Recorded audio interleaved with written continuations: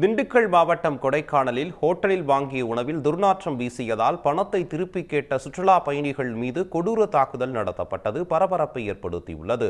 புதுக்கோட்டையிலிருந்து ஒரு பெண் உட்பட 4 பேர் குழுவாக கொடைக்கானலுக்கு சுற்றுலா சென்றனர். அங்குள்ள ஒரு ஹோட்டலில் உணவு பார்சல் வாங்கிய போது அதில் துர்நாற்றம் வீசியதாக தெரிகிறது.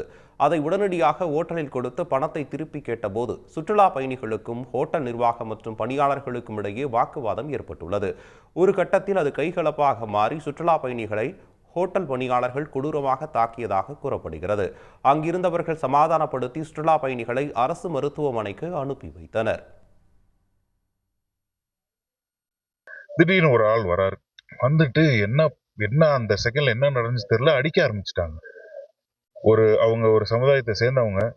அத பேரை நான் குறிப்பிட விரும்பல. இன்னொன்னு என்னன்னா, அது அவரு ரொம்ப கொச்சையான வார்த்தைகளை சொல்லி அடிக்க ஆரம்பிச்சோன்னே திடீர்னு கல்லை தூக்கி எரிஞ்சு ஒரு காட்டேரி தனமா எங்களை அடிச்சு தாக்கி இந்த மண்டை ஃபுல்லா பிளட்டு. இந்த என் கூட இருந்த என் தம்பிக்கு அடிச்சு கார் கண்ணாடியை உடைச்சு. மருத்துவமனை வளாகத்திலும் வழிமறித்த ஹோட்டல் பணியாளர்கள் மீண்டும் தாக்குதல் நடத்தினர். இதுகுறித்த புகாரின் பேரில் 4 பேரை கைது செய்த போலீசார் மேலும் சிலரை தேடி வருகின்றனர்.